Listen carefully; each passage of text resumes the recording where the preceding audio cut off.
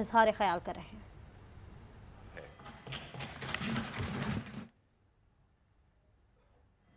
انہوں نے یہاں تک کہا کہ میری جان سے بھی قیمتی پاکستان ہے۔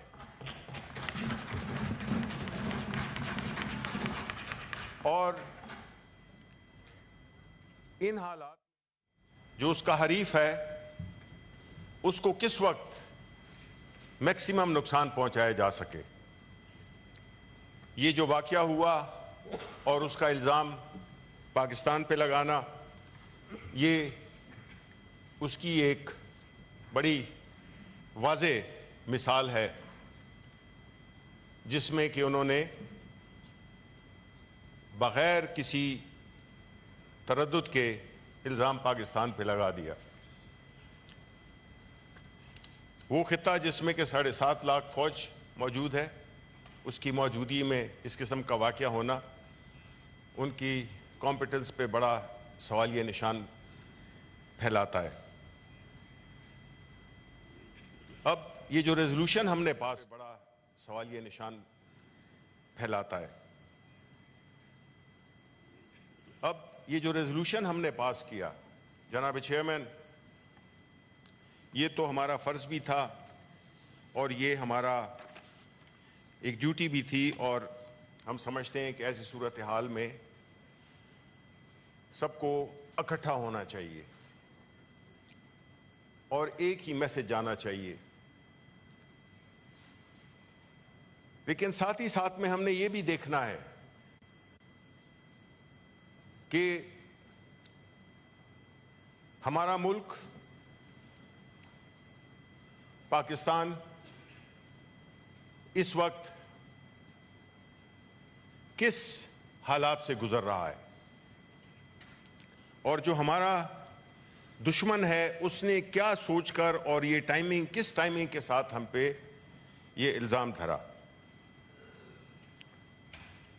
دیکھیں، دشمن ہوتا ہے اور اس میں کوئی شک نہیں ہے کہ انڈیا نے ہمارے ساتھ ہمیشہ دشمنی کی ہے۔ ان کا جو RSS کی جو آئیڈیالوجی ہے، جس کو کہ اس وقت کے پرائم منسٹر اس کو فلی امپلیمنٹ کر رہے ہیں، جس میں مسلمانوں پہ علیحدہ مظالم ہو رہے ہیں، آزاد اپنے کشمیر میں، آکوپائڈ کشمیر میں ان کے مظالم جاری ہیں۔ لیکن کیا مختلف بناتا ہے انڈیا کو پاکستان سے؟ انڈیا ایک بڑا ملک جس میں کہ مختلف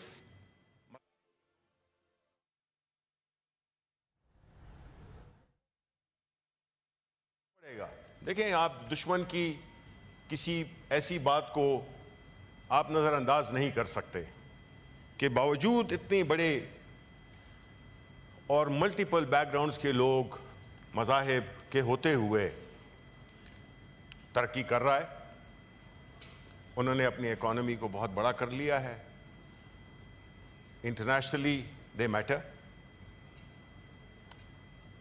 whereas unfortunately we don't matter. Why؟ کیوں؟ اس کی جو بنیادی وجہ ہے وہ یہ ہے کہ ڈیموکریسی کیا ہوتی ہے؟ ڈیموکریسی اس ملک کے عوام کی منتخب کردہ نمائندے اس ملک کے بارے میں فیصلے کرتے ہیں۔ انڈیا میں اور اس کے لیے صاف اور شفاف انتخابات کا ہونا انتہائی ضروری ہے۔ ہم نے کبھی نہیں سنا کہ وہاں پہ الیکشنز میں کوئی کنٹروورسی ہوئی ہو کہ جی یہ فری اینڈ فیئر نہیں ہوا، جبکہ ہمارے ہاں ہر الیکشن کہتے ہیں 1970 کا جو الیکشن تھا 71 کا، وہ نسبتاً فری اینڈ فیئر تھا، لیکن ہمارے ملک میں ہر الیکشن متنازع رہا ہے، اور اس کی انتہا ہم نے 2024 کو دیکھی، اور اس الیکشن کو پاکستان کی تاریخ کا سب سے متنازع الیکشن سمجھا جاتا ہے۔ اس پہ سب نیشنل انٹرنیشنل رپورٹس چھپی ہیں، بل ڈیٹ کی، اور وہ دوسرا جو ایک ہے مختلف فیفن، اور ایک تیسرا بھی ہے جنہوں نے کہ بڑی تفصیلاً رپورٹس کی ہیں۔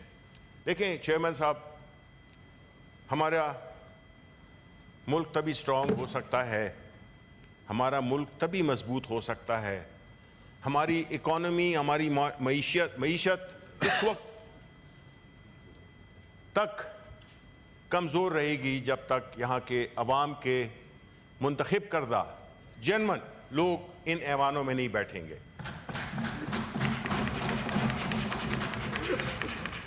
جو جمہوریت ہوتی ہے اس میں وہ آپ کو ایک لیجیٹمیسی دیتی ہے، بدقسمتی سے وہ لیجیٹمیسی اس وقت اس پہ بڑے سوالیہ نشانات ہیں۔ اگر ہم نے اپنے ملک کو ایک ترقی یافتہ، خوشحال، پرامن ملک بنانا ہے تو ہمارے ملک میں ایک نیشنل کوہیژن ہونی چاہیے، جو کہ نہیں ہے اس وقت۔ اس وقت ہر صوبہ، فیڈریشن جو ہے، وہ اس کا ہر ایک یونٹ ایک مسئلے کا وہ بنا ہوا ہے، آماجگاہ بنی ہوئی ہے۔ اس وقت پوری فیڈریشن، بلوچستان ہو اس کے اپنے مسائل، خیبر پختونخوا اس کے اپنے مسائل، سندھ ہو اس کے اپنے مسائل، پنجاب اس کے مسائل نسبتاً کم لیکن کسانوں کے لحاظ سے کافی وہاں پہ ایک وہ پائی جاتی ہے، ایک ایسی صورتحال جس میں کہ پنجاب کے کسان کو بالکل اللہ تعالیٰ کے رحم و کرم پہ چھوڑ دیا گیا ہے۔ تو نیشنل کوہیژن، یہ جو ہم ریزولوشن پاس کرتے ہیں، اس ریزولوشن میں اس میں اگر آپ نے حقیقی روح پھونکنی ہے، کیونکہ جب تک آپ کے الفاظ کے پیچھے ایک فورس نہیں ہوگی، ایک قوت نہیں ہوگی، اور وہ قوت کیسے پیدا ہوتی ہے؟ وہ قوت ہوتی ہے مورل سپورٹ کی، وہ لیجیٹمیسی کی۔ جب تک وہ نہیں ہوگی آپ کے الفاظ کھوکھلے نظر آئیں گے۔ اس وقت جو ملک کی سیاسی صورتحال ہے، ملک کی جو معاشی صورتحال ہے، اس میں ہم اتنے ولنریبل ہو چکے ہیں کہ ہم نہ تو انٹرنیشنلی ہماری فورن پالیسی کا کوئی نتائج سامنے آ رہے ہیں، ہم $3-4 بلین کے لیے ہماری معیشت اس پہ ڈیپینڈ کرتی ہے، اگر وہ ملے تو ٹھیک ہے، ہمارا کچھ روز ٹل جائیں گے، لیکن ہمیں ایون اس واقعے میں ہمیں کوئی اتنی انٹرنیشنل سپورٹ نہیں ملی بدقسمتی سے۔ اس کا جواب ظاہر ہے فارن منسٹر صاحب، لیڈر آف دا ہاؤس، وہ دیں گے۔ ایسی صورتحال میں جس میں کہ ہم ایک ایسے اپنے آپ کو، اس ملک کو ایک ایسی سچویشن میں پاتے ہیں جس میں کہ ہمارے جو ہمسائے ہیں، جن کے ساتھ عام طور پہ ٹریڈ کیا جاتا ہے، وہ ہماری بدقسمتی سے کئی سالوں سے، کئی دہائیوں سے ہم نے سب کے ساتھ سینگ اڑائے ہوئے ہیں۔ بھارت تو خیر وہ تو سمجھ میں آتی ہے، ایران ہے، ہمارے لیوکوام ان کے ساتھ ریلیشن شپ ہے، ان کا جو تھوڑا بہت ٹریڈ ہے وہ بھی بارڈر، بلوچستان کے بارڈر پہ 1200 ٹرک پچھلے کوئی 5 مہینوں سے پھنسے پڑے ہوئے ہیں۔ لیکن آپ ڈیفنس منسٹر کو دیکھیں، ایک طرف تو فارن منسٹر صاحب نے ذکر کیا کہ یہ گئے تھے افغانستان اور وہاں پہ انگیج کیا اور ٹریڈ کی بات ہوئی اور باقی چیزوں پہ بات ہوئی، لیکن اگر آپ ڈیفنس منسٹر کے بیان کو دیکھیں، انہوں نے تو انتہائی اشتعال انگیز بیان دیے افغانستان کے خلاف۔ تو ہم یہ کیا سمجھیں کہ اس حکومت میں کوئی ڈائریکشن ہے, کوئی کلیئرٹی ہے, یا یہ ویسے ہوائی فائر کر رہے ہیں؟ ایسی صورتحال میں جس میں کہ ہماری اکانومی آئی ایم ایف کے تابع ہے, ایسے وقت میں جس میں کہ ہماری فورن پالیسی کے کوئی کلیئر خد و خال نہیں ملتے, تیسری طرف جو ہمارے ملک میں انٹرنل حالات ہیں وہ بھی اس بات کی اجازت نہیں دیتے کہ ہم ایک ملک کے طور پہ نظر آئیں جس میں کہ جب تک ہماری اکانومی کمزور ہوگی ہماری فورن پالیسی مضبوط ہو ہی نہیں سکتی ہے. یہ ایک بنیادی اصول ہے کہ until unless you are economically strong you will be strong in your foreign policy and vice versa. تو ہم کس طرح سے, جب کہ ہم ہر دوسرے مہینے ہم جا کے اپنی خیرات مانگتے ہیں, تو پھر ہمارے تو جو اس طرح کی جو ہم اپنی جو جسے کہتے ہیں باتیں کریں گے کہ ہم جی ملک کے ساتھ کھڑے ہیں اور ہم دفاع کریں گے اور یہ کریں گے اور وہ کریں گے, اس کا کیا معنی ہے؟ وہ ایک ہالو ورڈز ہیں. پاکستان کو اس وقت جس چیز کی شدید کمی ہے وہ ہے نیشنل کوہیژن کی. اور نیشنل کوہیژن کیسے بنے گی, کیسے اس کو حاصل کیا جائے گا؟ نیشنل کوہیژن آپ حاصل نہیں کر سکتے جب تک آپ کی سیاسی عدم استحکام ہو. نیشنل کوہیژن کیسے حاصل ہوگی؟ جبکہ آپ دیکھیں ایک طرف تو ہم کشمیر, آکوپائڈ کشمیر میں جو مظالم ہو رہے ہیں بالکل ہو رہے ہیں, لیکن اس وقت جو ملک کی جو صورتحال ہے اس میں کوئی ایک ایسی پارٹی نہیں ہے جو کہ یہ کلیم کر سکے کہ وہ پوری فیڈریشن میں اپنی نمائندگی رکھتی ہے ماں سوائے پاکستان تحریک انصاف کے. پاکستان تحریک انصاف ایک ایسی جماعت ہے جس نے کہ اپنے لیڈر عمران خان کی ایک اس ملک کے ساتھ محبت, اس ملک کے ساتھ ان کی کمٹمنٹ اور اس ملک کے عوام کی بھلائی کے لیے, اس کی خوشحالی کے لیے جو ویژن دیا ہے اس کا کوئی ثانی نہیں ہے. اور ساتھ میں اس قسم کے حالات میں جس طرح کہ انڈیا نے ہمیں دبانے کی کوشش کی ہے, ایک ناکام کوشش کی ہے, لیکن جب یہی واقعہ ہوا تھا 2019 میں پلوامہ والا, تو اس میں کیا کتنی کلیئرٹی تھی جو کہ ہمیں اس حکومت میں نظر نہیں آئی. ان کا جو بیان تھا جو یہ واقعہ ہوا تھا تو اس میں بڑا کلیئرلی کہا تھا, اور میں کوٹ کرتا ہوں خان صاحب کو, I am making absolutely clear to the international community that if India was to be reckless enough to conduct a false flag operation against Pakistan, it would confront a strong national Pakistani resolve and be given a befitting response at all levels of the threat. Make no mistake. Clarity ہے, ایک moral authority ہے, ایک leader بول رہا ہے, ایک leader جو کہ ایک پوری 24 کروڑ عوام کی نمائندگی کرتا ہے. اس وقت صورتحال کیا ہے؟ اس وقت صورتحال یہ ہے کہ ایک طرف حکمران کھڑے ہیں اور پوری قوم دوسری طرف کھڑی ہوئی ہے.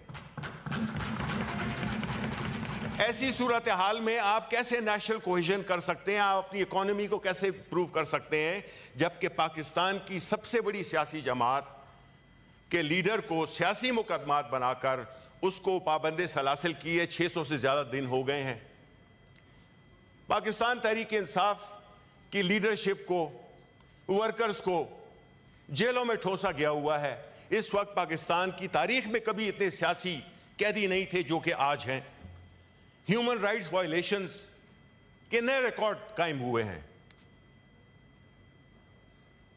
پاکستان تحریک انصاف کے اراکین پہ ہر طرح کے 2 साल से पड़े हुए हैं हमारे लीडर शाह महमूद कुरैशी, एजाज चौधरी इस हाउस के मेंबर हैं जिसको कि हम यहां पे ला नहीं सके, यास्मीन राशिद, उमर चीमा, और इस तरह के जो, और सबसे बड़ी बात यह है कि उस पार्टी का लीडर इमरान खान, उसको आपने पाबंदे सलासिल किया हुआ है। आज जरूरत थी इमरान खान की, आज जरूरत है इमरान खान की। वो किस लिए कि वो सबको जोड़ सकता है। उसने हमेशा पाकिस्तान को जोड़ने की बात की है।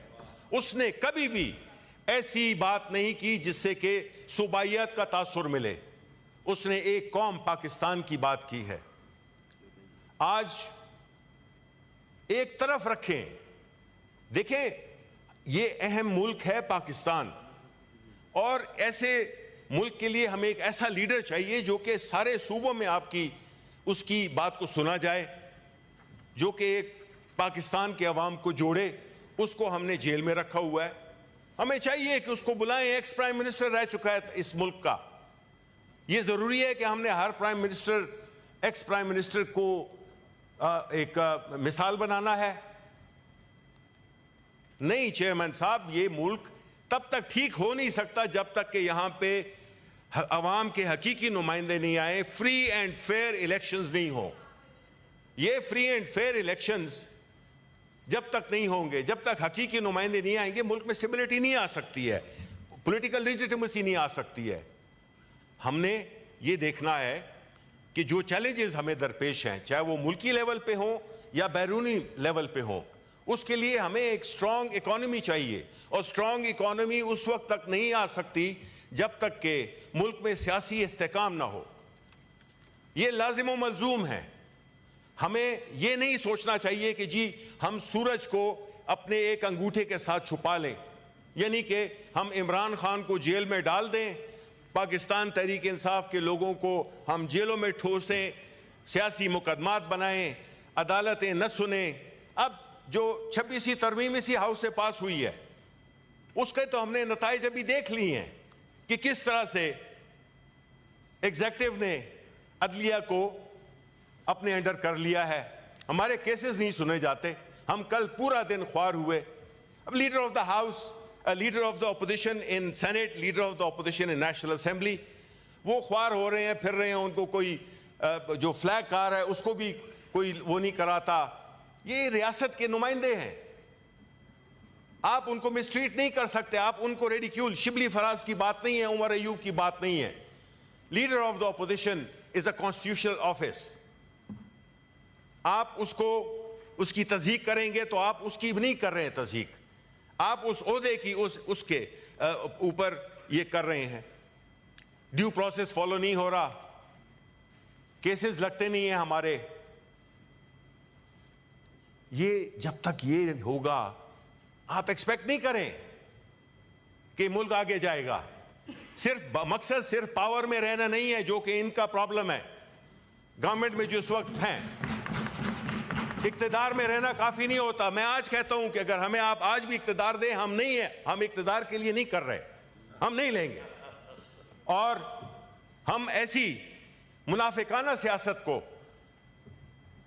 भी रद्द करते हैं और मुनाफिकत से बाहर निकलकर सियासी जमातें अपना एक किरदार अदा करें, जो कि कई जमातें नहीं कर रही। उनका एक रोल एक जगह पे एक ओपिनियन होता है और दूसरी जगह उनका दूसरी होता है, खाने के और दिखाने के और।